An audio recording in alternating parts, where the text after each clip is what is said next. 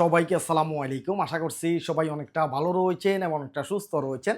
যারা content creator রয়েছেন, যারা অলরেডি ফেসবুক থেকে কিছু টাকা ইনকাম করতেছেন, তাদের মনটা অনেকটা খারাপ হয়ে যাবে।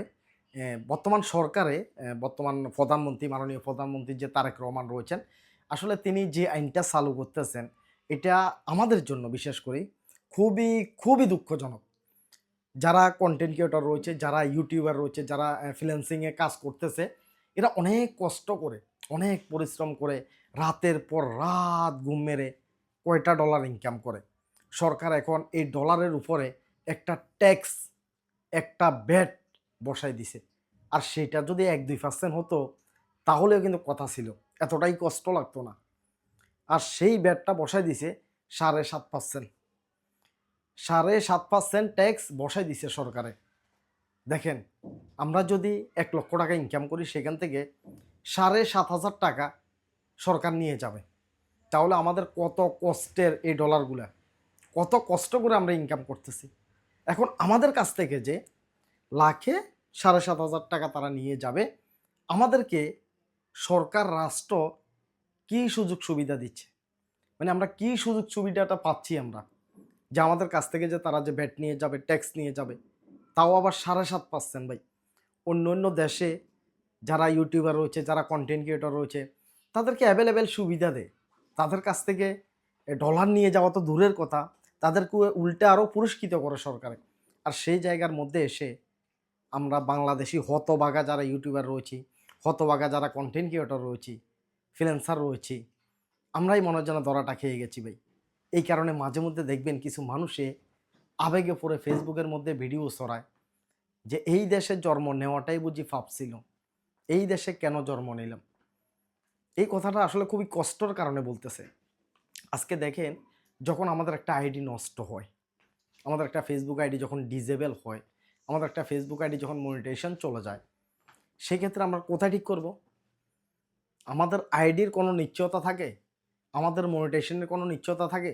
সরকার কি এমন কোনো নিশ্চয়তা আমাদেরকে দিতে পারবে যে আমাদের মনিটাইজেশন চলে গেলে ঠিক করে দিবে, আমাদের এখানে ফেক কপিরাইট স্ট্রাইক আসলে ঠিক করে দিবে, আমাদের আইডি যদি নষ্ট হয়ে যায় সেই আইডিকে ফেরত এনে দিবে? এই ধরনের কোনো সুযোগ সুবিধা কি আমাদেরকে দিবে? নাকি অযথা আমাদের কাছ থেকে ৭.৫% ভ্যাট নিয়ে যাবে? এটা খুবই কষ্টদায়ক, খুবই দুঃখজনক। আমরা মনে করছিলাম আসলে তারেক রহমান সরকার হিসেবে আসলে সত্যিই আমাদের জন্য ভালো কিছু আনবে, ফেফাল নিয়ে আসবে, একটা চিন্তা করছে। সেটা কনটেন্ট ক্রিয়েটর যারা রয়েছে, ইউটিউবার যারা রয়েছে, তাদের জন্য ভালো একটা দিক। ফেফাল আনবে বলতেছে, তাও সেটা আসতে ৫ বছর লাগবে। আর অথচ দেখেন, এই ব্যাটটা নিয়ে যাবে হয়তোবা আগামী মাস থেকে এটা কার্যকর হয়ে যাবে। যাহাতে কথা উঠছে, তাহলে অবশ্যই মনে রেখেন, হয়তোবা আগামী মাস, যদি আগামী মাস নাও হয়, এর পরের মাসে ব্যাট কিন্তু নিয়ে যাবে। ৭.৫% করে আমাদের কাছ থেকে ব্যাট নিয়ে যাবে। এত কষ্টের ডলার দিয়ে দিবেন, কেমনটা লাগতেছে? এখন তাহলে আমাদের উচিত কি? আমরা কি করণীয়? হ্যাঁ, আমরা অনেক কিছুই করতে পারি। কনটেন্ট ক্রিয়েটরের ইচ্ছে করলে যে কোনো মুহূর্তে যে কোনো কিছু উলটপালট করে দিতে পারে। আর তার জন্য দরকার হচ্ছে সবাইকে একতাবদ্ধ হওয়া। সবাই কিন্তু একতাবদ্ধ হয়ে ফেসবুকের মধ্যে ভিডিও বানাইতে হবে। ঠিক সরকারের বিরুদ্ধেই বানাইতে হবে। কি? যে আমরা এত কষ্ট করে ডলার আনি, যাতে আমাদের উপরে এই ব্যাটটা যাতে না লাগায়। আমাদেরকে কোথায় তারা সহযোগিতা করবে সেটা না করে উল্টা আমাদের টাকা তারা লাখে ৭,৫০০ টাকা তারা নিয়ে যাচ্ছে। এই বিষয়ে আমি আমার বড় পেজে ভিডিও নিয়ে আসবো। আমি আমার সবগুলো পেজে ভিডিও ছাড়বো। আপনারা আপনাদের পেজগুলোতে একটা করে ভিডিও ছাড়বেন যে এটা কোনো অবস্থায় আমরা মেনে নিতে পারি না।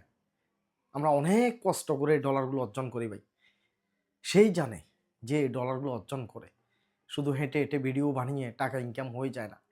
রাতের পর রাত ঘুম মেরে ভিডিও এডিট করে, শ্যুট করে, একটা টপিক খুঁজে, হাইরে কষ্ট, হেইরে কষ্ট। এতটা কষ্ট করে যখন ডলার আর্ন করি আমরা, সেখান থেকে তারা ৭.৫% ডলার নিয়ে যাবে, কতটাই কষ্ট লাগবে ভাই। এই কারণে প্রত্যেকটা